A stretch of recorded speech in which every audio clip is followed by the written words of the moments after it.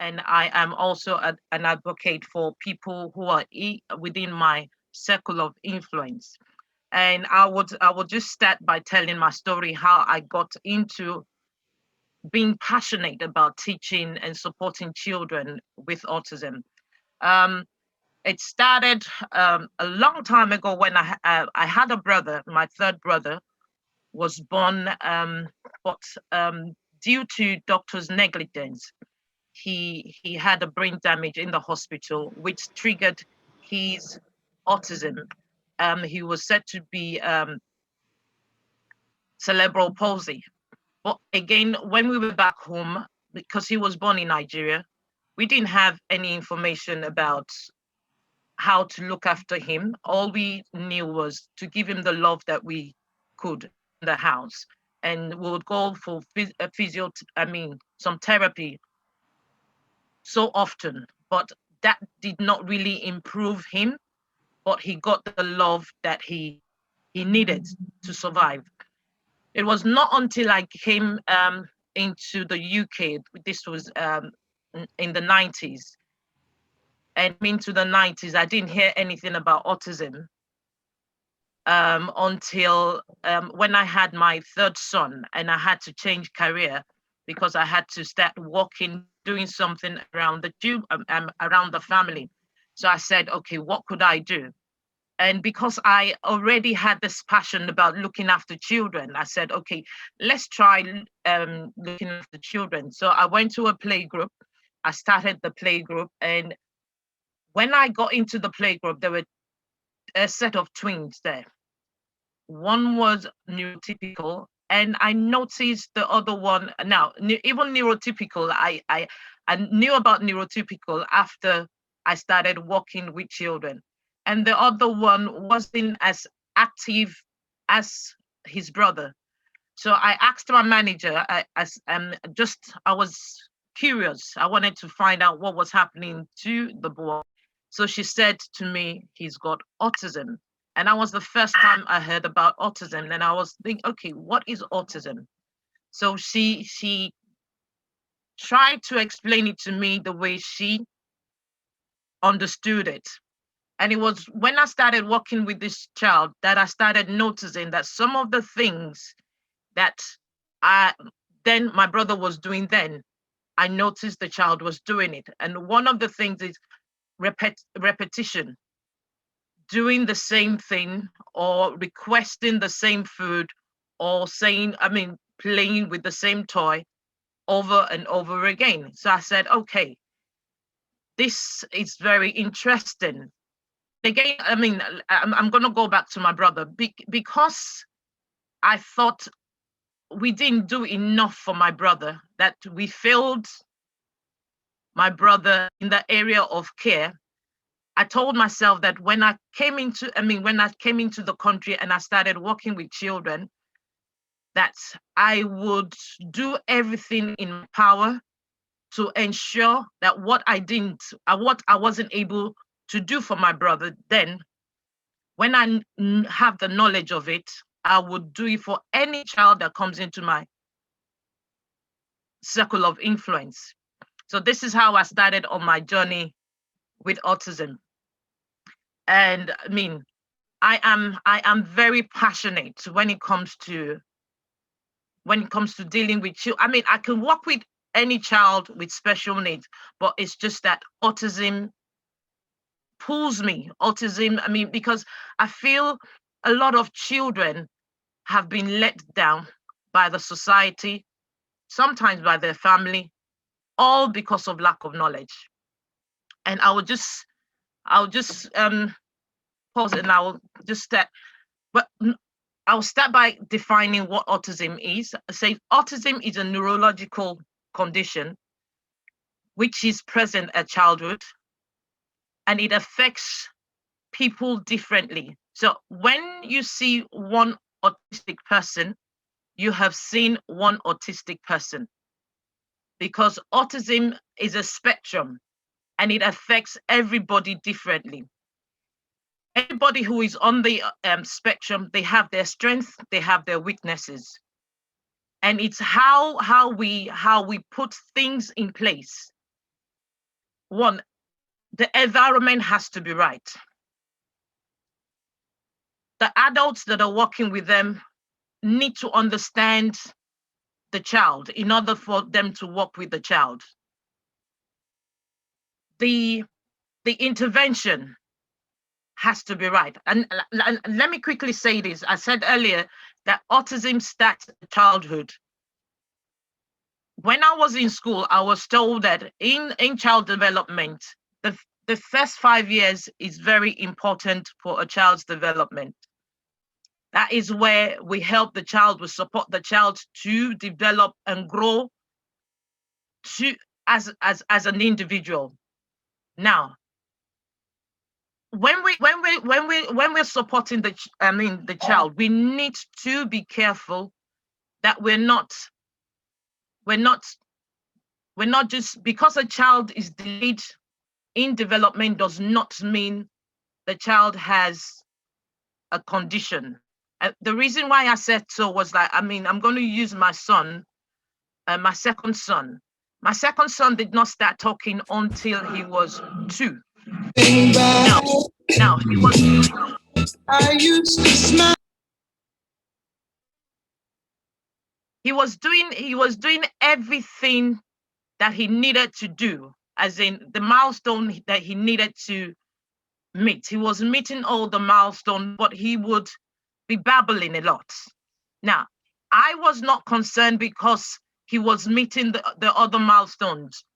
And when I spoke to the GP said, look, he is meeting the milestones that he needs to meet, that you don't need to be worried. But when he turned 2, he started talking. Now, with some children, the signs are there earlier. They're not giving you the babbles. They're not, when you're doing peekaboo, they're not looking at you. They're not giving you eye contact.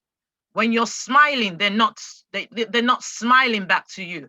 Children, most especially when the mother comes in, it's like they tend to turn to the sound of the mother.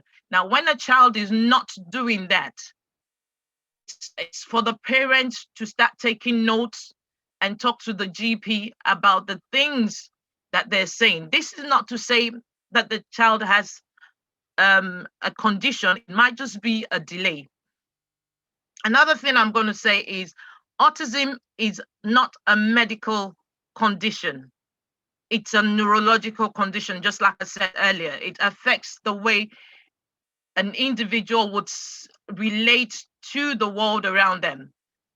And it's a lifelong condition that cannot be cured, but it can be managed. It, like I said, it can be managed through early intervention. It says autism is not caused by bad parenting skills, and autism cannot be corrected by discipline. We've seen, from where I come from, I've seen a lot of children. It's like their parents are smacking them, telling them you need to do this, you need to do that, shouting at them and things like that. That is not going to help the child. Rather, that is causing more anxiety to the child, which could trigger the child into a meltdown. And what a meltdown is where the child has too much information and is like overload. The child can't just take anything anymore, and the way they would react is they will go into a meltdown, or they say crisis. Now, when a child is in crisis, it is important that we support the child in crisis, and we're not arguing. We're not trying to say, okay, now you have to stop now. That's enough, because by so doing, we're giving the child more sensory input, which is not helping the child at that point in time. What that child needs when they're in that moment is they need calm. So if we can stay back except the child is in danger, that's when we can come in to help the child if that child is in danger. Now, another thing I'm going to say is acceptance is vital to baby steps progress. Autism, I mean, when parents hear the diagnosis of autism, especially in our culture, it's a very bitter pill to swallow. Nobody wants to hear, oh, your child has been diagnosed with autism, especially when the parent does not understand what that condition is all about. But there is always hope for a child who has been diagnosed with autism, because when we put early intervention in early enough, when the parents are supported early enough, there would be progress. There would be progress. Every autistic individuals, I mean, I like this quote a lot, which says, autistic individuals are the ultimate square peg. And the problem with pounding a square peg into a round hole is not that the hammering is hard work, but it is the fact that we are destroying the square peg. Now, I would explain that. We say with children who are on the spectrum, why can't they be like a normal child? And I ask, who is a normal child? We're all different. We're all unique. We've all been created with our gift. We're all unique. We're all different. So we can't say for a child that is on the spectrum, behave like A or behave like B. That child is an individual that is waiting to be understood. So we want to draw them into our own world, but we don't want to go into their own world. I'll give an example here. I remember there was a day I was at school. I was working with a teenager. I gave him a task to do, and he sat down there. For 5 minutes, he would stop and start, but he kept on looking to a particular direction in the room. And I walked over to him and I said, "Do you need help?" He said, "Yes, miss." I said, what's the help that you need? He looked up to the corner of the room and he said, "Can you hear that?" I said, "No, I can't hear anything." He said, "Miss, there's something in that corner that is disturbing me. I can hear it in my ear." So I said, "Okay, let me sit down beside you." So I sat down. I was looking at the direction he was looking at. I tried to make the room as quiet as possible. And in that corner was the aircon unit. Now, the aircon unit was on and you could hear the faintest sound. The faintest sound. So I said to the student, "Is that sound?" And he goes, "Yes, miss." I said, "Can I switch that off now?" He said, "Please do." And immediately I switched off the aircon unit. He started doing his work and he finished. And that taught me a lesson that we can't always tell these children to come into our world without going into their world. Because in their world, what they're hearing, it's louder and affects them more than what we are hearing. And this is why we say sometimes, children on the spectrum are very sensitive. It's either they're sensitive to sound, they're sensitive to taste. So so it's like we need to understand each individual for who they are. Now, I'm going to go to the prevalence of autism in our community. I'm going to talk about that a bit. I did a research recently, And the research, according to the research, it says there are over 700,000 autistic individuals in the UK, which means 1 in 57 have been diagnosed. Now, I ask myself this question: what about those who have not been diagnosed? What about members in our community who are living in isolation because of stigma, because of cultural belief? How are we going to reach those people? Because there are lots of them. There are lots of them out there. Because I remember when I was the Senko of a nursery, I could count how many parents I had to talk to based on, look, I'm one of you. I understand you. But you living in denial, you're not helping this child.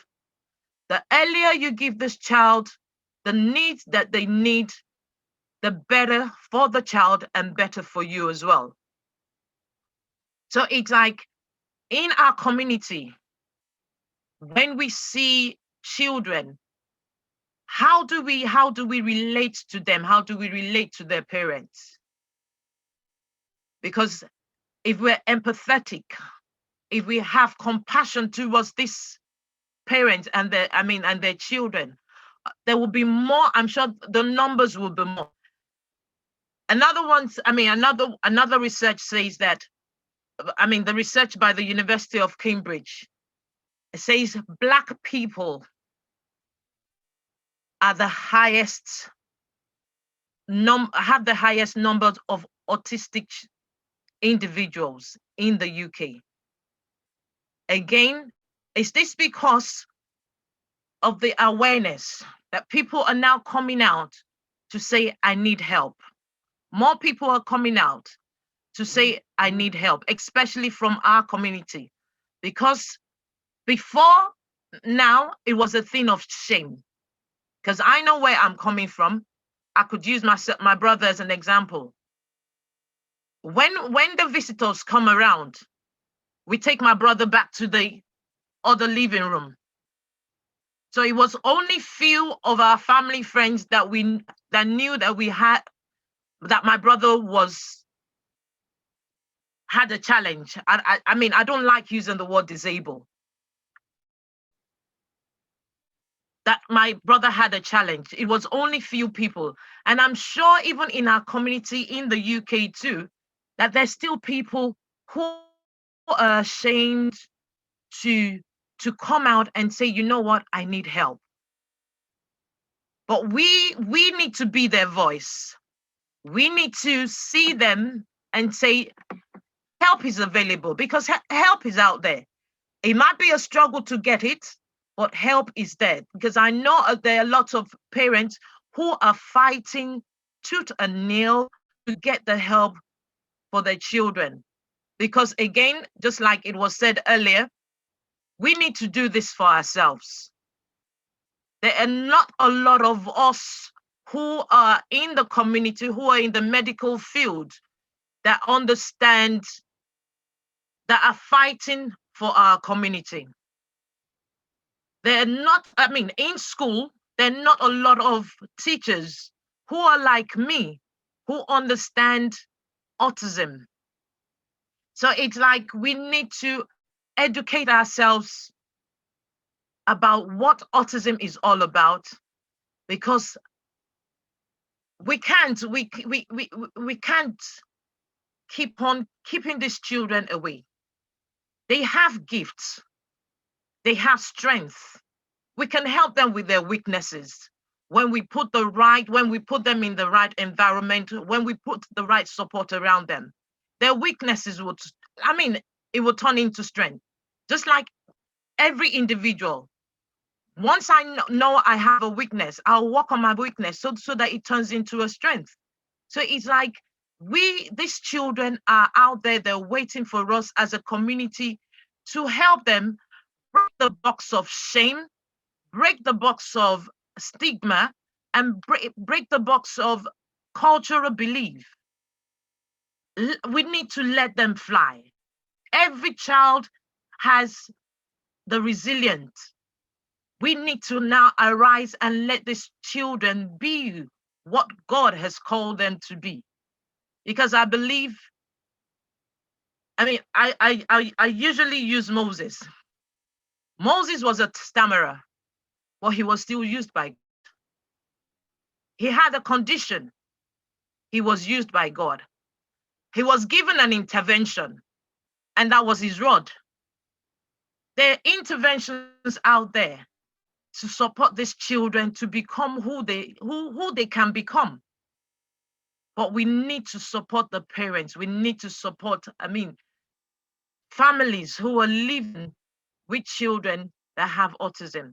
I'm just going to read a few things. It says the National Autistic Society's project investigation, the experience of autism within the Black community suggests that they felt that we, the Black people, face a raw deal as their needs are not understood in their culture and religious context, and that they face more challenges than other communities in trying to access service and gain information. I said this earlier.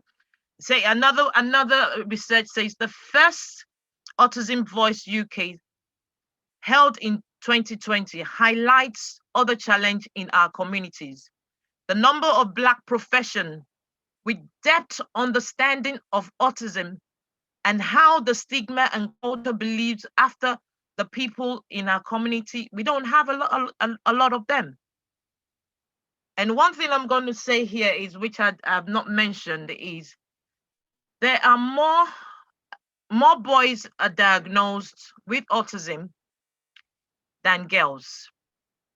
And the reason being, girls are they know how to mask autism.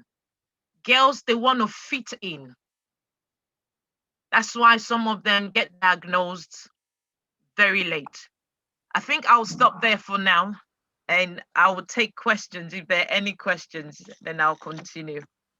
Thanks, Adekunbi. That was really informative, and I've got a couple of questions myself, but I'll let anybody else who wants to ask questions put their hands up if you can.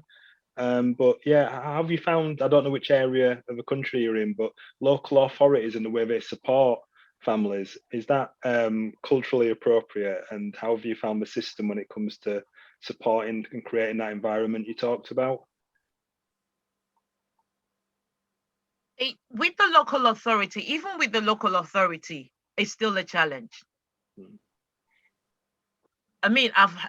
Just this Friday, a parent called me and was saying, look, I'm doing all the legwork. They're telling me to go here, they're telling me to go there, they're doing this, they're doing that. So it's still a challenge, even within the local authority, to find the need that the parents need for their children. You will hear parents, I have to fight to get this.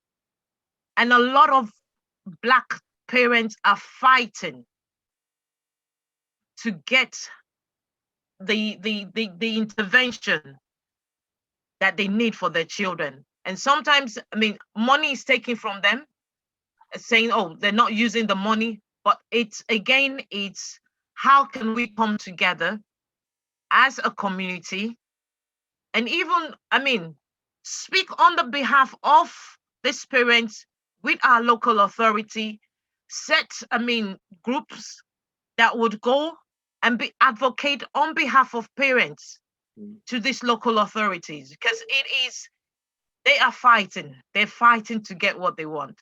And I feel it's a shame that you have to fight to get the support that your child needs to make progress. Yeah. So I can see a few comments there in the chat box.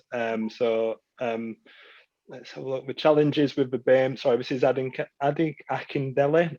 The challenges with BAME parents accepting that there is a challenge.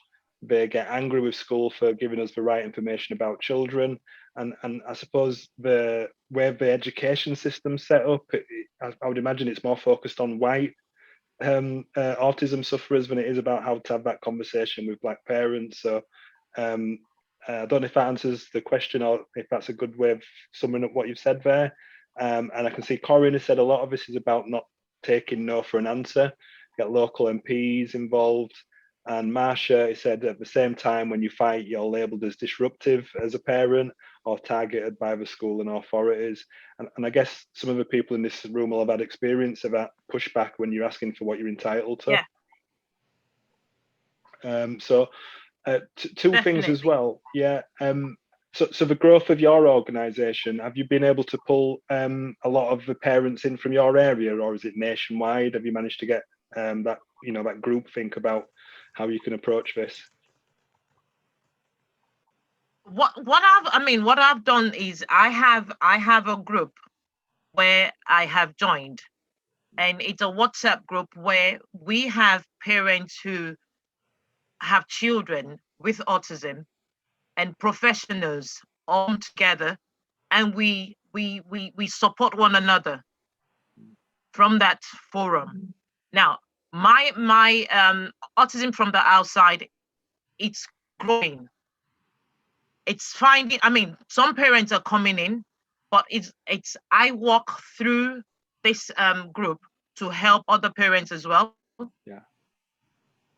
So this is how we support one another in the group. And most of the people in that group, I can see them online. Dr. Akindele was one of them. Okay. Victoria Lawrence is one of them, and I have Titi Layomi. Two of these parents I've mentioned, they have children with autism, and this is how we do support one another. Okay. And like I said, I don't want to be the only one that speaks, but one question I did want is we focused a lot on children, but as adults with autism, have you any knowledge of that? What that looks like as well? I was going to say that because every child with autism would become an adult with autism. And one thing I've noticed is it's still a challenge. Yeah. Even as an adult, it's a challenge. The workplace, it's not friendly enough to accept and make adjustment that they need to make in order to accommodate the need of the adult who is on the spectrum.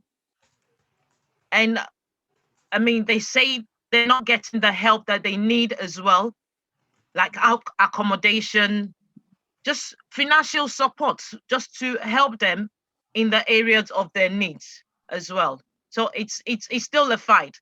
You fight from childhood into adulthood, you continue to fight. And this is what some parents are saying. It's like, when I'm no more, what's going to happen to my child?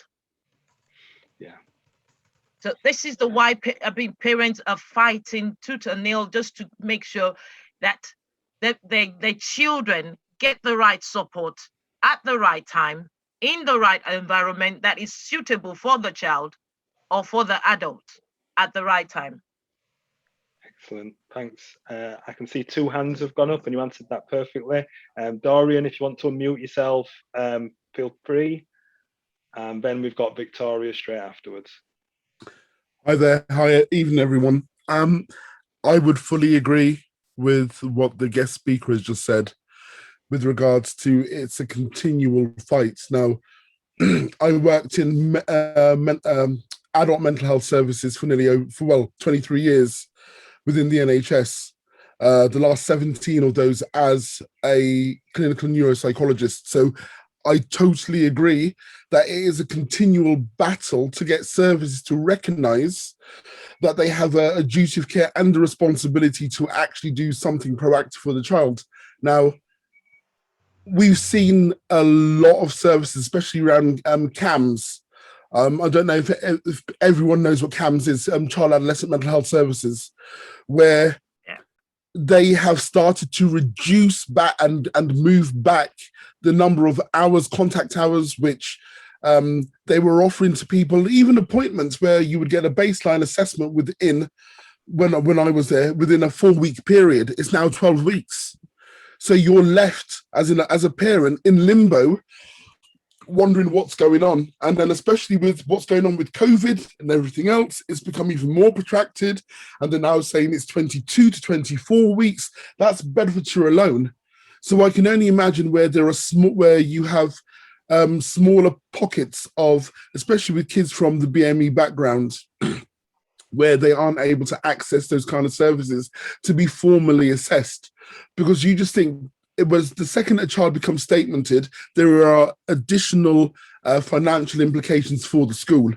And schools are very, very reticent in some areas, in some boroughs, to actually acknowledge that as well. So, yeah, it's to a certain extent, you're kind of fighting a losing battle unless you are prepared to stick your head above the parapet and say, no, this isn't right.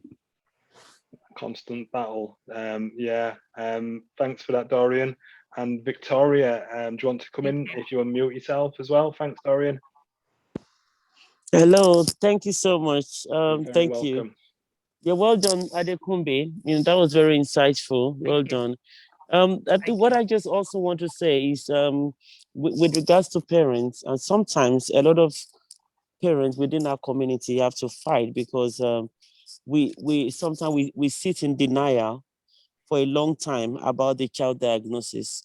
So by the time we accept that the child has a condition, and then because there hasn't been any audit trail in terms of things that within the system, you're then having to fight to get things sorted later on.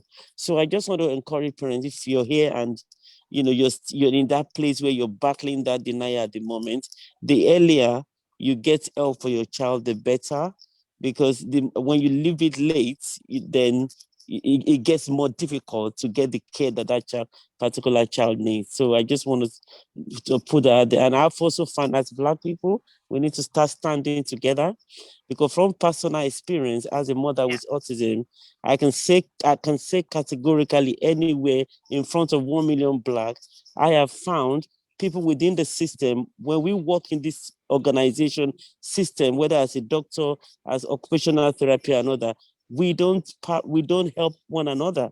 We don't help. I have found anytime I've had a Black person as my social worker or they are more difficult. It's like you're begging them to do what they need to do. I find it extremely straining, and when it's changed and I get somebody else, white person, that's when they push for hours, they push for everything, and it's terrible. So we need to learn to stand together and support one another. That has been my personal experience, and for some women that I also support as well. Thank you. Thank you, Victoria. Thank you, Victoria. Yeah, you made a very powerful point there about the reasons that we seem to be in this position in the first place is we don't work together and share that knowledge and support each other. It just feels like a constant cycle. And I know a colleague would say, and I could see him in the room, that we're being brainwashed to think a particular way about our own kind, our own Black brothers and sisters. But yeah, we definitely need to strengthen that and try and change the narrative. I can see quite a lot of messages in the chat box, so I'll read those out as well first. I can if you want, Mark. It's up to you. I'll read them. I think Reverend Brown's got his hand up as well, so I'll read one or two of them and then bring you in, Reverend. So Stacey says, we definitely need advocates for parents who understand the whole picture in relation to racial biases and the high exclusion rates for Black children, especially those with additional needs. Absolutely, yeah. It's a repeating theme. Again, if you're excluded from school, then you're more likely to be in trouble because you're not getting the education that you should get, then your whole life is panned out in a different direction. So completely agree with that, Stacey. And Raymond says, parents often see their children's autism as an imperfection of their own selves. And as a result, they feel shame within themselves, so try to hide the issue and don't ask for help as a result. And I think that's what you're alluding to as well, Adekunbi, about people leaving it till late before they get the support they need. So really good point there, Ray. Thank you. So Reverend Brown, if you want to come in, and I'll let Una read a few of them after that.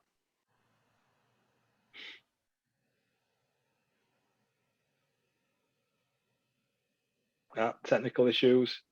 Do you want to read one or two while he unmutes himself, Una? I'm more worried Oh, about. no, he's managed. Oh, is he? Yeah. Yes, and very interesting what you've been saying. I heard about autism, but never get half the details of what you give here tonight. And I believe a lot of people, including Black people, one of the questions you said I have here is autism is not a medical condition. It is not caused by bad parenthood. But many parents, I think they blame themselves. And because they blame themselves, sometimes that child suffer. Not only that child suffer not only physically, but mentally as well.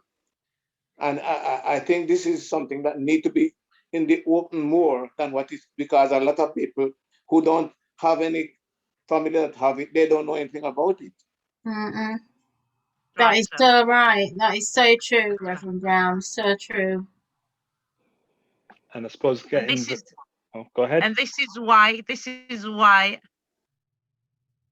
we need to educate ourselves. We've got the media. There Yes. are lots of information out there. Yeah. But what we cannot do is we cannot, diagnose that this child has autism. That Yeah. is not for us to do. No. It's for us to, okay, I see this sign, and talk to the parent. Yeah. Yes. Look, go visit your GP. Even if there's nothing, Yes. yeah, for the sake of peace of mind. Yes. Yes. And for the sake of early intervention, it's like we encourage them, go and see your GP, speak Yeah. to your GP. Yeah. Shame, there's nothing wrong in being vulnerable. Vulnerable is a beautiful place if you will just let shame take off the mask, Yes. because help is out there. Yes, that's right. Especially for that child. Nora, Una was talking about, we're not just living for now. We're living for tomorrow, today. So whatever we do today is to help that child tomorrow. And even that child to pass more information to the next generation as well. Yes. So we have to do what we need to do now in order to help the next generation move up, especially those who are living with autism. Yeah. Because they have their weakness, they have their strength. Let's start from the place of their strength. Let's help them become who they can become. I believe, as you said, there are many maybe thousands of Black people who behind the scene, they don't publicly say their child for because they feel ashamed about it. And having a program like this, it means you need to expose yourself and let it know, because if people know about it, you can get help somewhere. But if you don't know about it, what you don't know about, no one do anything about it. And some people feel ashamed, unfortunately, but it's the reality of Black people. They feel ashamed as if it's their fault. That's right. And even if you don't get the help from the local authorities straight away, if you're seeking help and support from people in your community or from support groups, from anybody, give you that. Something is being done. That is going to help you, child, most importantly, because the key is to learn and know everything about it so that you understand or try to understand as much as you can about your child that is on the spectrum, because that is the key. Completely. Because then you will learn to be able to keep that child's world as calm as possible so they don't suffer and struggle, they don't have the frustrations, they don't have the meltdowns, they don't get upset, they don't want to hurt themselves, because that's how it is. That's how they feel. They can't cope with certain things, smells, touch, that sort of thing can send a child on the spectrum off the rails. It's just education is the key completely. Yeah, it's interesting when you mention about that young lad who was just gazing in that wall, and when you go and ask, and he to ask if can you hear, and when you did do what that was flash that thing that you turn it off, then it was okay with him. I done youth work. That was my first voluntary job in this country for several years, youth work.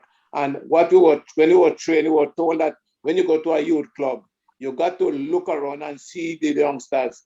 And you might see one stand up in the corner there. You have to imagine, why is he on there on his own and the rest doing something?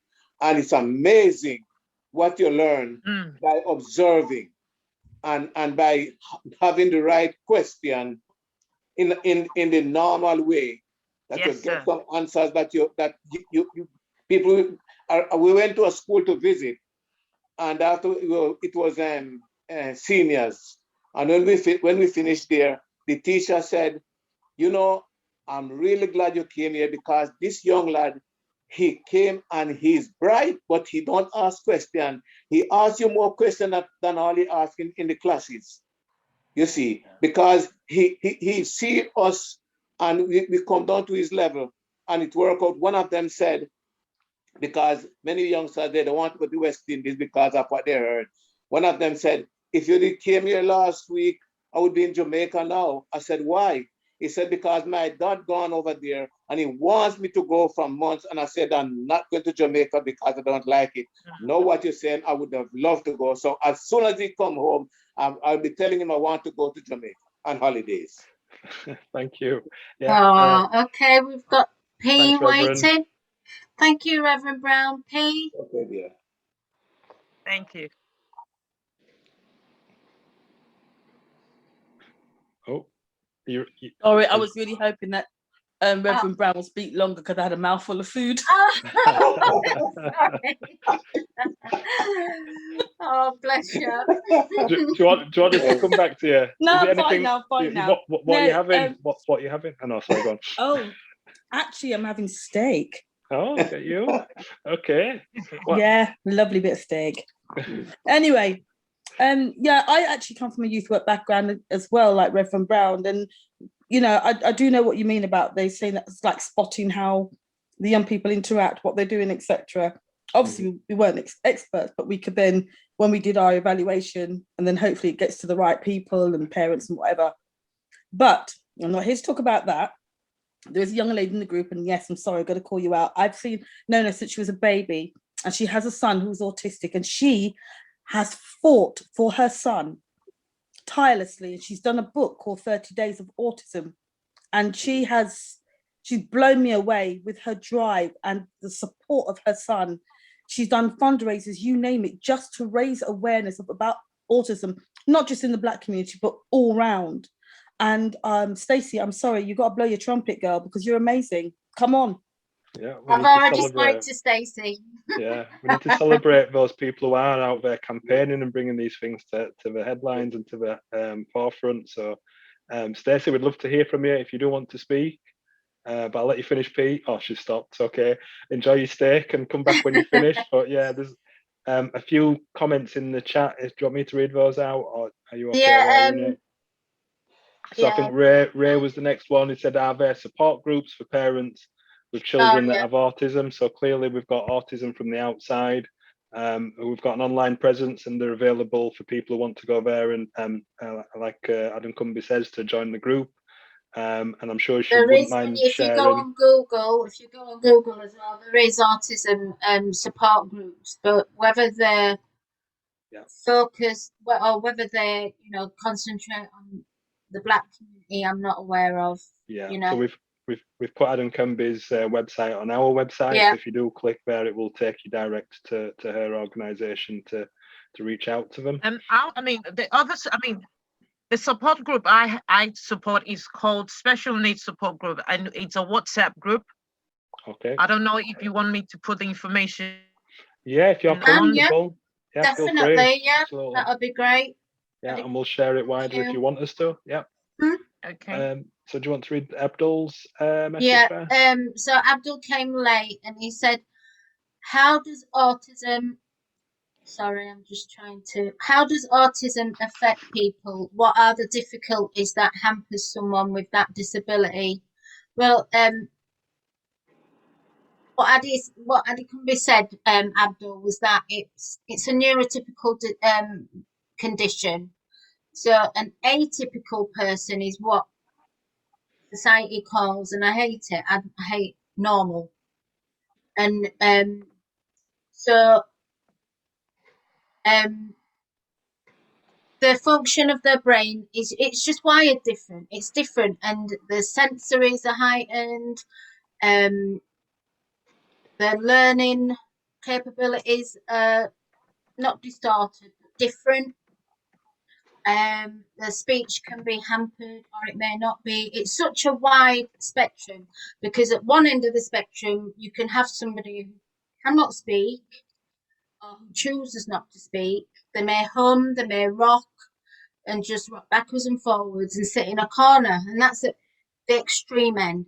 But then at the other end you can get somebody who looks perfectly normal, who speaks very intelligently, and it would be very hard to spot that they've got an autistic spectrum disorder. And because it's such a wide spectrum and it's a massive umbrella and there's so many variations that come underneath it, it's a vast condition to learn about, and you really do have to learn about it. Thanks, Una. I can see Dorian's got his hand up, and Yeah. Thank you for sharing as well. I remember when I did my training, one of my clinical tutors, when we looked at people who were on the continuum and Asperger's and other neurological disorders and impairments, because there are different classifications. I remember him saying to us, he goes, the easiest way for you to know the difference is, do you remember when,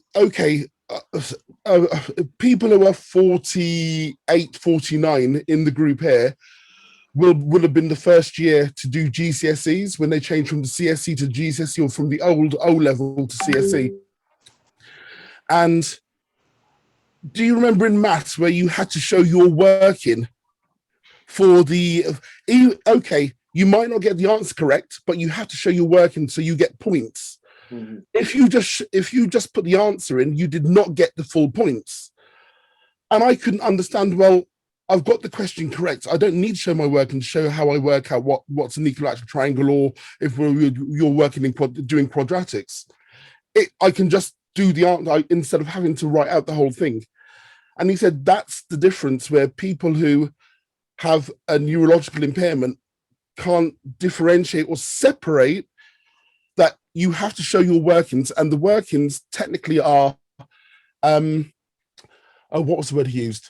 They're social cues on how people talk, when people say things, the enunciation in words, the inflection, the end of words. If somebody has a neurological disorder, they miss all of those social cues. They miss the working out process. They've gone straight to the answer because they can see it very clearly. And that made it really easy when we used to have to go into schools. I predominantly worked with teenagers and slightly older adults until I went to work in children's services, and then was working with 10-year-old upwards. And you do simple questions with them, more like problem solving, and you'd have to try and force them to go through the process of showing their work and on how they got to that conclusion.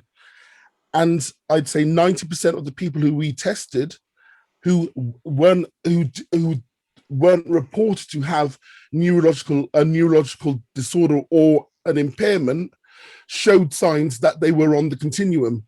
So that also showed us that all of us, to a certain extent, are on the continuum somewhere. We just have to work out whereabouts we are and how we then relate that to other people. Thanks, yeah, Dorian. you're right, Dee. And when you were saying about the working out, my son, he could straight away give you an answer on anything. You know, whether the score of a football match, a math question, whatever it was, you'd ask him and he could tell you it. But ask him to write it down and work out, he couldn't do that. Yeah. He was forever being held back or penalised because he couldn't show that working out. Yeah. And that's tough. I know the young man in question because he's my nephew. So it's I think this is where teachers need to understand the child for who they are. Now, gotten the answer you want, why are you stressing him to do the workout? Because to him, he can't break it down, except you teach him how to break it down step by step. If you're willing to go through that step by step with him for him to understand the process, and don't just throw it at him and expect him to give it to you, because he will not be able to do it. Executive function is what that is. I know, this is why they say, children on the spectrum, they need their routines. They need their day to be broken down. Okay? What's the first thing I'm going to do when I wake up? The picture says I'm going to brush my teeth. Now, if the next picture is missing, that would either trigger the child into meltdown, or that's it. That's my day done. So we need to give them that pictorial, or maybe you're going to write it in words, that this is your day's routine. Now, if I'm not giving you that as a teacher, if I'm not breaking things down to you, I'm not helping you. And this is why I say you need to understand each child for who they are. What I do for A, I can't do for B, because B would not understand it. It's for A. Yeah. And I think, again, even us in schools, teachers, educators, we really need to, it's good. Theory is good. Theory is fantastic. You can read about autism. It's beautiful. But when it comes to the child, sometimes theory, it's not it. Yeah. It's knowing the child, understanding the child. Sometimes it's being silly with the child. And I'll give you an example. There was one of my students, another teenager. She was upset because a teacher looked at her funny.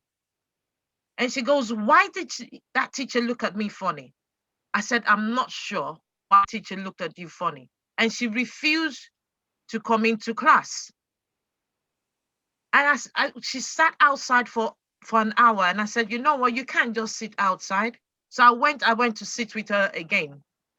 And she started being silly. She said, oh, Miss Champion, there's a spider on your head. And I started acting out silly with her. And she goes, Miss Champion, you're just too funny.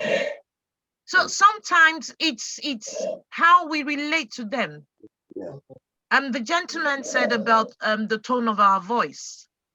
Yes, if I'm talking to an autistic child, who doesn't like my voice? As an African woman, my voice is sometimes loud. I need to understand that, you know what, when you're talking to this child, you need to tone it down. Because if I don't tone it down, the next thing I'm going to get is either a meltdown or running out of the class.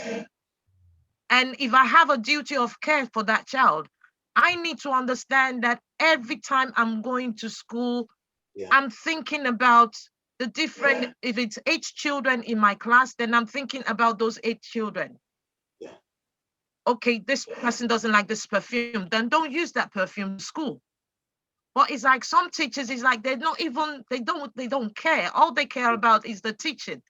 A student came to me and said, Miss, why is it that the school is just about my results? They don't talk to me about how I'm feeling. But they want me to keep on getting the results for the school. And it's true. Sometimes it's not about the child. It's about the result and the money the child is bringing into the school. It's the stats and we need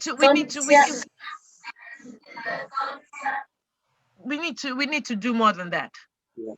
We really need to wake up and care, be empathetic, have compassion. and see these children step by step to where they can be. Yeah. And Adekunbi, do you know of any countries that do it better than we do in this country, or any examples of good practice?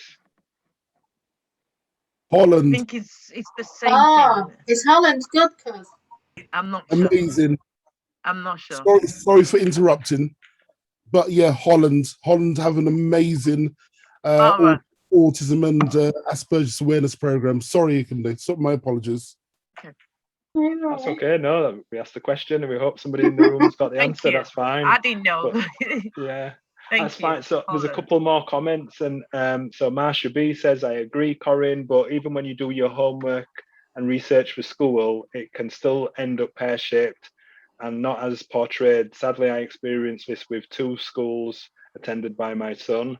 So I guess, again, if the specialist schools that have got knowledge, I presume that if they're the first, if you're from a smaller area with less people who suffer with the condition, if that's the right term, then it's going to be difficult for the schooling system to adapt to it. But that's not your problem, that's their problem. And surely this day and age, there should be experts that can share that knowledge. I mean, it's even hard to get into a school, you know, it's the fight to even get them that specific education, or if you find a school that's right for your child, that's another whole battle on itself again that you've got, because you've got to fight for all that. And then if it's a far away, you've got to fight for the transport as well to get the child there and back. And oh man, everything's a battle. Every single fight, battle, everything.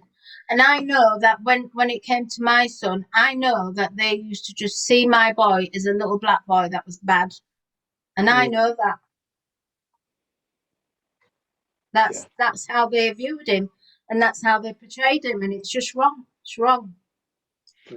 So thanks again, Yuna. And like you said, if everything's a battle, then we're stronger if there's numbers of us arguing the same point from, again, faces that look like us and voices that sound like ours.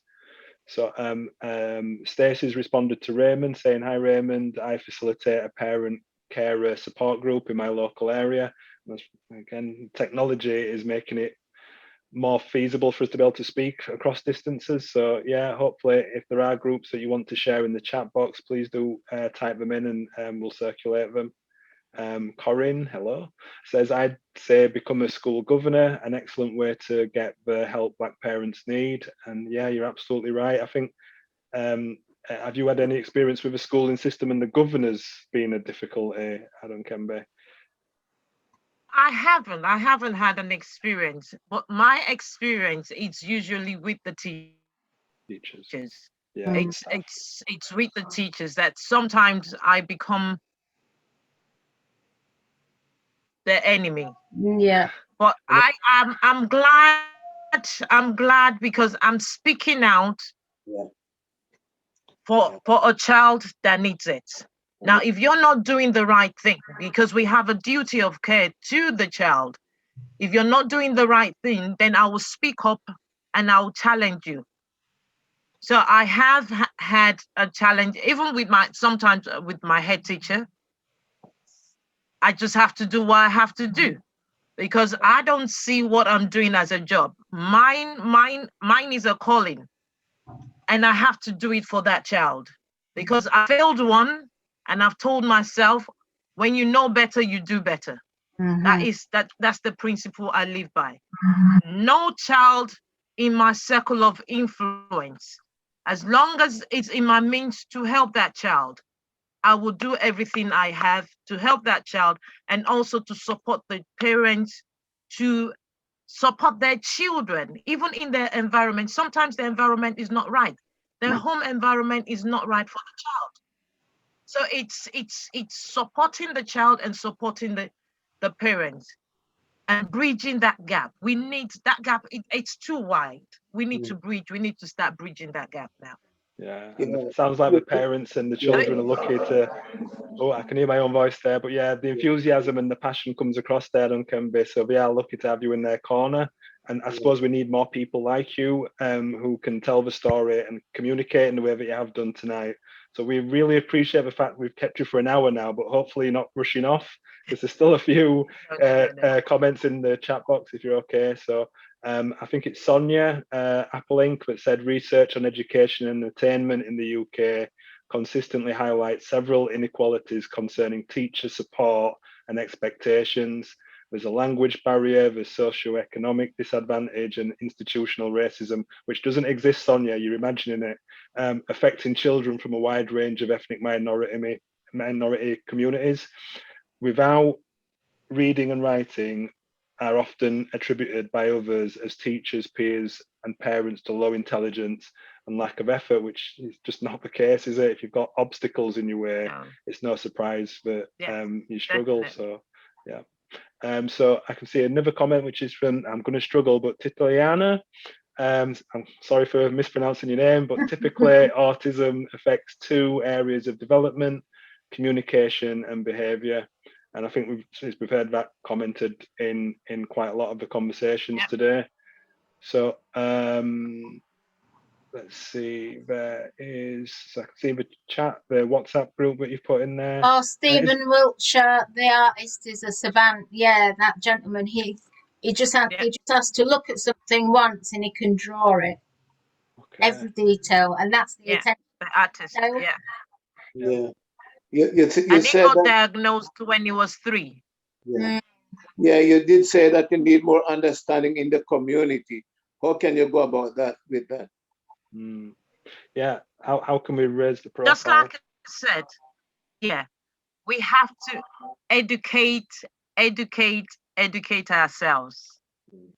There is a lot of information on the internet, but where I get my understanding of autism is working with the parents, because they feed me the information I need to know about their child. So, and this is why I said we need to get closer to the parents to help them come out from that shame. It's like if Ona was one of my parents now, say you were one of my parents, you would help me to teach your son or support your son by the information you feed me. Now, if you're not giving me that information because you're the first educator of your child, if you're not giving me that information, it would be very hard for me to do my job as a teacher. Yeah, because a parent knows the child better than anybody. You know your child. You know your child. Or you know, okay, my child has not had breakfast this morning.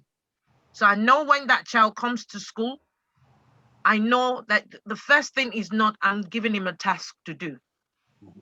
I want to see how he is that morning. But I know how to organize his day. Yeah. So it's knowing the parents, working with the parents, and also getting online to intentionally learn about autism or any other condition in order to support the parents as well. So Adekunbi, you've shared the WhatsApp group. Is that open to anybody? I did share. Yeah, is that open to people who obviously, anybody? Because I'd love to be part of that group and help. It's open to anybody.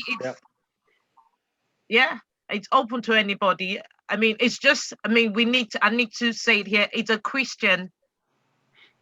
That's fine. Yeah. WhatsApp group. So we do talk about God on there. We do share about God on there, but we support one another. That is the major thing. We support one another. We're there to be a shoulder to lean on, and also help. The professionals are there to support as well. Yeah, no, we appreciate that as well, and definitely.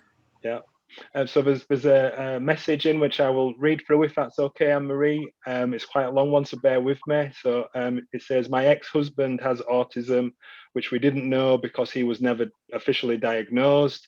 So I don't know his age and whether there's a difference in time periods there, what was diagnosed and what wasn't. And he has been great at masking. However, 2 of our children have autism and they share many of his characteristics. eventually my ex-husband oversensitive to sound. Sensitivity to Yeah, sound. oversensitivity to sound, thank you. Pedantic ways, obsession with the paranormal and meltdowns, etc. just irritated me. Many neurotypical partners end up parenting their autistic partners, which is hard and can lead to divorce. So, with my own children from an early age, I've encouraged them to be themselves, good at music, dance, art, and cooking. So, yeah, that was a really uh, gritty example of what autism is. Thanks for sharing, Anne-Marie. We really do appreciate it, because without that understanding. And could I just say? Absolutely, yeah. Go ahead. Can I just say something? Just along with what Anne-Marie just said. It's in the. I mean, especially Black communities, we need to let the children to accept who they are. They are autistic. It's part of them. Though it will be managed, but that is who they are. They are autistic. So it's let's not say there's something else when they're not. Yes, they're an individual. That's their name, but they have this condition. It's a lifelong condition, which as they grow older, they will continue to manage. That's it. And that's Because what they do. They learn to manage behavior. Exactly. The reason why I say this is, again, I'm going to use an example from school. One of my students approached me and said, "Miss, am I bad?" Oh. I said, "Oh, no, you're not bad." He said, "Somebody told me that my autistic has made me very bad." Oh, So again, let's be careful of the language we use with these children. yeah. And I had to keep telling him, no, No. your autism is part of you. Autism is part of you. But what we are here to do is to support you to manage it so that you can be the best of who you're meant to be. Now, I have this here. I'm just going to read it quickly. This is what I tell I don't know if we can see, but I'm going to read it quickly. When I'm in school, especially when I was in secondary school, I tell my children, they're my children, I am somebody. I was somebody when I came. I will be a better person when I leave. I am powerful. I am strong. I deserve the education that I get here. I have things to do.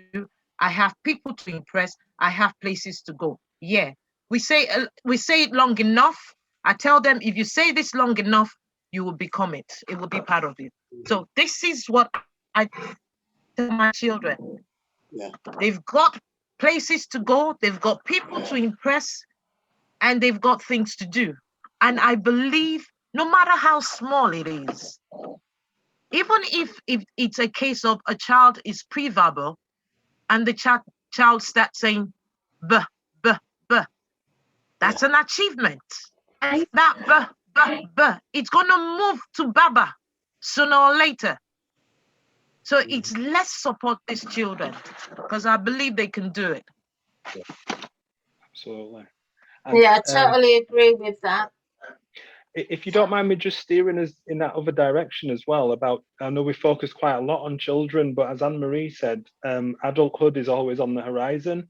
How does employment play into this? How does just being involved in transport and being on the bus, is everything catered towards support being offered in that area? So if you've got a job and there's an autism condition, can the workplace be adapted for that? It should be under the Equality Act, yeah. Yeah, but practice is sometimes okay. Yes, Have you got any examples of how that's happened? Anybody in the room, or Ade? I don't have an example, but just like Una said, the Equality Act, they have to make reasonable adjustment to accommodate the needs of the adult. But are they doing it is another question now, because they need to take away every barrier. Every kind of barrier needs to be, dealt with. Okay. Thank you. I think you broke up just slightly there, but I think we got the gist of what you were saying. And I can see Raymond in the room. Hi, Ray. How are you? And do you want to speak on this? Feel free. Hi. Can you guys hear me? Loud and clear. Yeah. Fantastic. A couple of things, really. One of them is I'm a personal coach, business coach, and I've had clients before who have children with autism. And one of my first questions usually is, so what's their superpower? And they look at me like I'm crazy. But actually, they always have something specific that they really enjoy, something specific that they have to do over and over again. And the reason why they have this is because it's the only way they can clearly express themselves. And because they can clearly express themselves through just these very specific things, they have this drive to do it. But one of the problems is that parents, because society, doctors, neurologists, the first thing you'll hear is disorder. It's a problem. It's a this. They have a neurological disorder. And because of this, we need to find ways of helping them to do this, find ways of helping them to do that. When actually you need to really sit down and just see who is this child or who is this person in your life. And then you need to sit down and find out what they do phenomenally well, because that's actually the thing that's going to feed them. And though it sounds strange, a lot of parents often think that their child doesn't love them, doesn't like other people, and that they have actual emotional issues, but they're not really emotional issues. They feel the same things, but they're not able to express it the way any other person would be able to express it. But it doesn't mean to say they don't feel it. So it's almost like, if you had somebody who was in a coma, but they could hear smell, based on them not having to do anything except just lie there, that would be what they could do. However, nobody would know that they could hear. Nobody would know that they could smell. So often they're being judged based on what we do.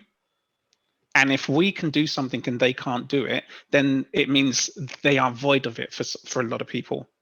When actually they're not void of it, it's just not connected in the same way. So I wanted to kind of go back and forth in regards to when we were talking about what actually causes autism. And what I've done a lot of research in regards to dyslexia, because I'm dyslexic.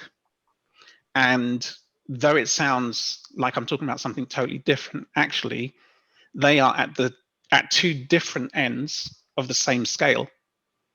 And the reason being is because with dyslexia, my brain is wired very differently.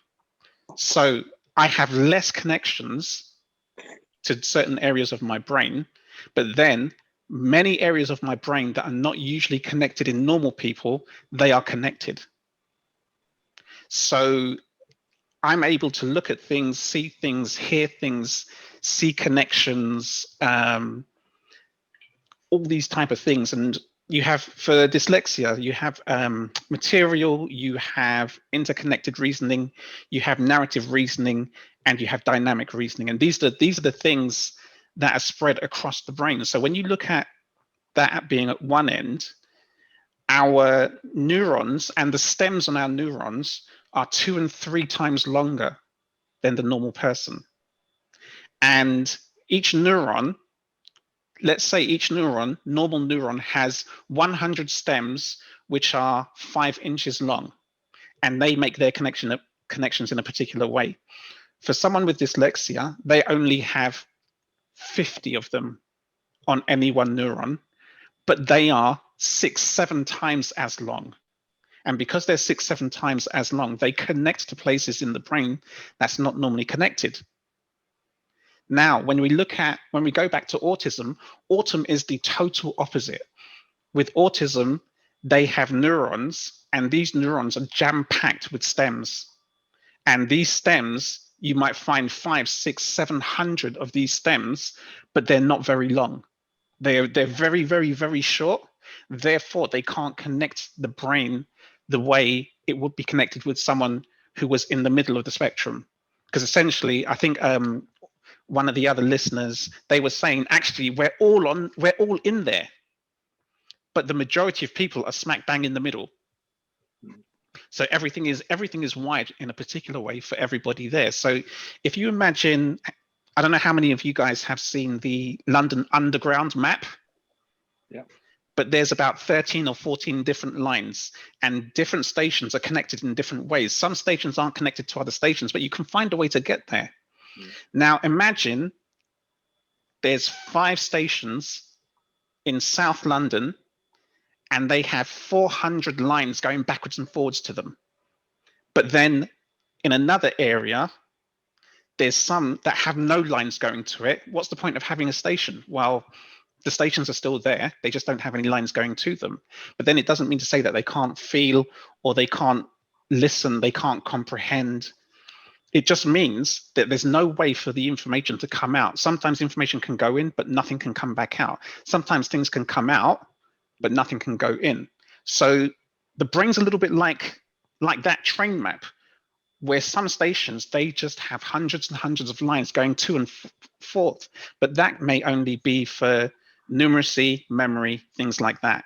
For others, it's motor skills, playing piano, violin, hearing something once, and just being able to play it straight away, seeing a cityscape once, and then drawing it. But that's because now we start to understand that the localized neurons and connections are very specific in that area.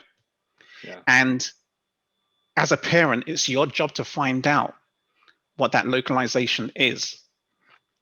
Because if you don't find out what that localization is, you're actually denying them the very few ways they are able to actually express themselves.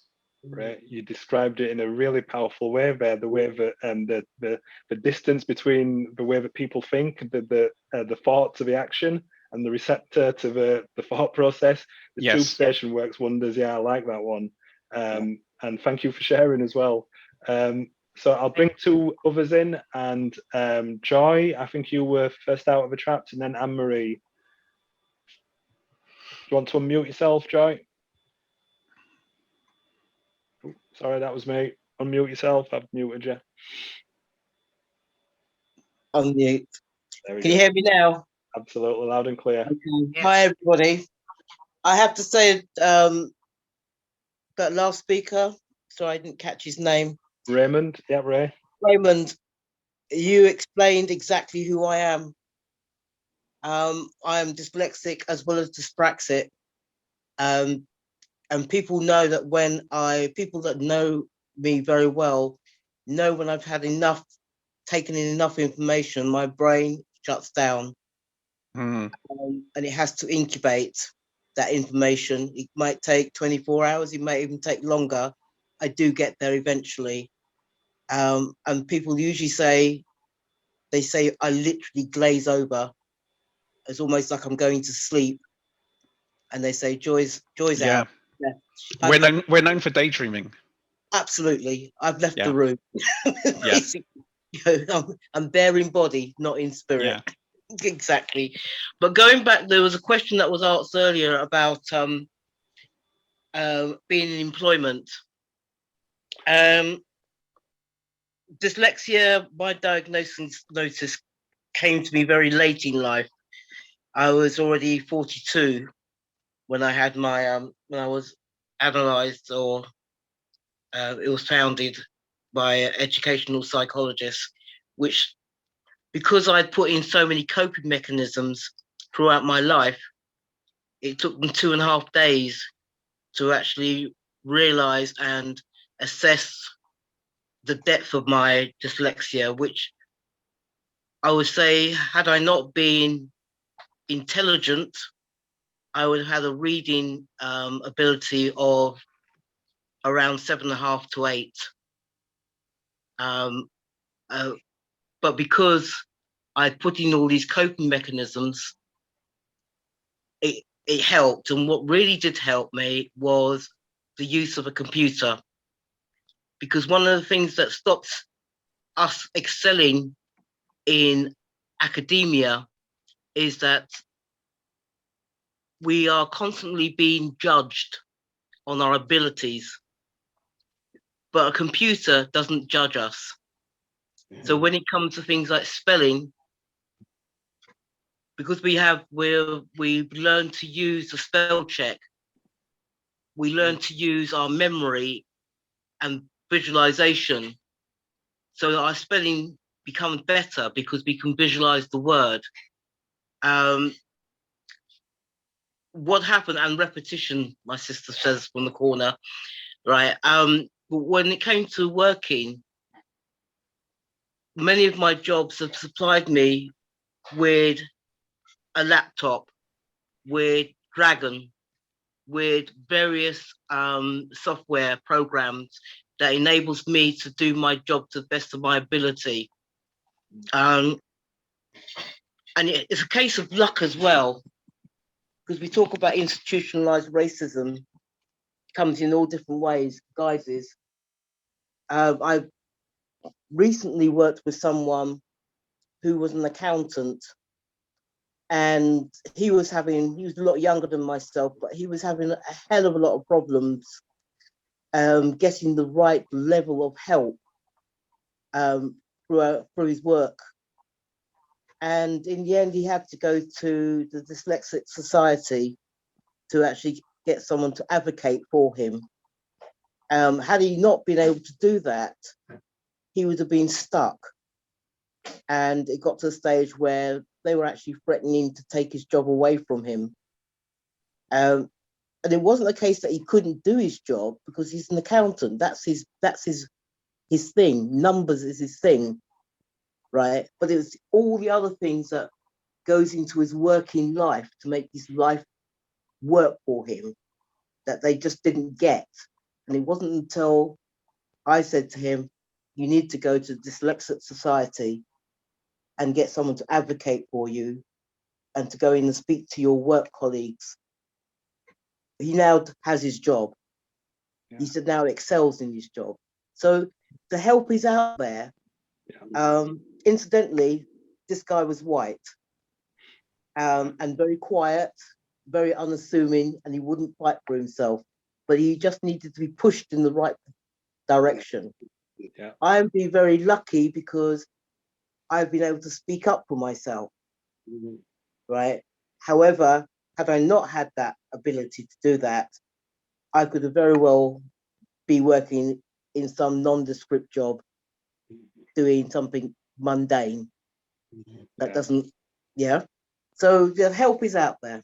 Yeah. But thank you again, Raymond. You've explained it extremely well. Thanks for sharing as well, Joy. You're welcome. I can see Anne-Marie's got her hand up, and then Ade, like I said, I know you've been here for quite a while. Are you okay for time, or if I put 5 more minutes, 10? You okay? Okay. So Anne-Marie, if you want to unmute yourself. Hello again. Hi. So it's been a very, very interesting talk. Thank you. Okay, so like basically, my children have autism, which I've obviously mentioned in the chat. I find that people with autism tend to really respond if like someone's got like a nice energy around them. So if someone's got like a really, crunchy, crabby energy, then the person with autism, they tend to like absorb that, and they're not really, happy.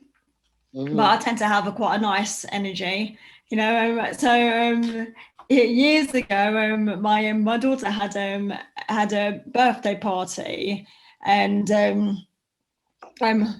all the parents decided just to go off and do their own thing, which I wasn't really expecting, but that was fine. How I had a nice big house, and so there's me with my children with special needs, and obviously my daughter, she went to a special needs school, so I had a house full of special needs children, and it was one of the parents was leaving. They were like, "Good luck." I was like, "I'm fine," and and we had it was a lovely birthday. They all did their little party games. We had some nice party food. It was really sweet.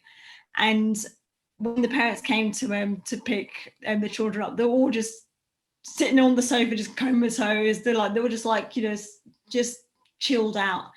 And the mum was like, "What did you do to them?" I was like, "Nothing." But what it is like they were literally just absorbing my energy, and it was just such a happy little time. And and what I've noticed over the years, some of the other families, because I'm with various groups, if a parent is really anxious and just a bit, then the child tends to be really highly strung as well. So I always, and it's not, I'm definitely not blaming the parents like that. I'm not saying that, but I'm saying sometimes there is that energetic pattern that if a child thinks, okay, mum or dad is out of control, they don't have the stability and the grounding, then how am I going to cope in the world? But if parent, mum or dad or whatever, main carer is very, again, very grounded, it helps the child so much. There's like a really interesting technique in the martial arts world, and which I think is so beneficial for people with autism, and that's called zipping up central and governing meridian, which is so easy to do. It's easy to YouTube, and like I said, it's just one of those things which, when a child goes into a school environment, and then there could be like, it's like all the energies are going all over the place, and it's just becomes so confusing, so that's my thing. I just find that children with autism, they should really appreciate it if the energy is nice and grounded. Thanks, Anne-Marie. I think Adekunbi did mention it earlier about square pegs and round holes. If you're forcing a child to conform to those social norms or whatever social norms are supposed to be, they're not going to be able to grow. I fully get what you're saying. I'm interested in the martial arts thing, but we'll come back to that another time. But Ade, have you any comments you want to add? Because like I said, we really appreciate the time you spent here today, but is there any closing statements? Oh, sorry, no. I'll let you speak, but there is a lot of chat in the chat box which I haven't picked up. Shall I read those first? Go to the chat. Go to the chat. So, I'll just go to the chat. Marsha B, sorry about that, but Marsha B is saying, just wanted to say in answer to the question regarding countries other than the UK and how they work with autism. We were in Florida just over 18 months ago, and the knowledge, experience helped gain for my son was outstanding in comparison to here. The UK is still sadly way behind in schooling, the therapeutic help as well as other help. My son left here non-verbal and came back speaking ahead of his peers academically. Sadly, since returning to the UK, he has regressed. The fight and journey continues. So, I think we've heard it tonight said quite powerfully that there's a battle that needs to be had, and if other countries are doing it well, I'd be surprised if they don't learn from other people's experience. But I will let you close, Adekunbi, and I'm just going to close by saying that when we meet one autistic person, we have met one autistic person, and like Raymond said, it's understanding the strength of that individual. And when we're going to relate with that person, always start with their strength. Always start from the place of their strength. And that parents need to be very careful. The image they have of their child is not the same child that is standing in front of them. They need to deal with the child that is in front of them. That's all I'm going to say. No, thank you for having me again. It's been wonderful to have you. As I said, I think somebody else has said it, to have the energy that you've displayed The children that you work with are absolutely blessed to have you as their inspiration, if it's in the classroom or in the playground. Yeah, we're very lucky and we appreciate your words. And hopefully you'll come back to us. Yeah, it back to us makes again. such a difference to the children when they've got somebody that can be an advocate like yourself, because that's what they need. Because as a parent, you've got to be an advocate for your child with special needs. And, you know, because you're the voice, you're the fighter, you've got to fight for everything for them. They can't do it, you know. So it's a blessing that you are there for the children. Really, really is a blessing, Addy. And thank you so much for coming this evening. You know, we appreciate it. Thank you for having me. You're welcome. You know, you went to lengths to come this evening as well. You know, we appreciate that as well. And we'd love to have you back on again, you know. What can I say? You know, you're just fantastic. No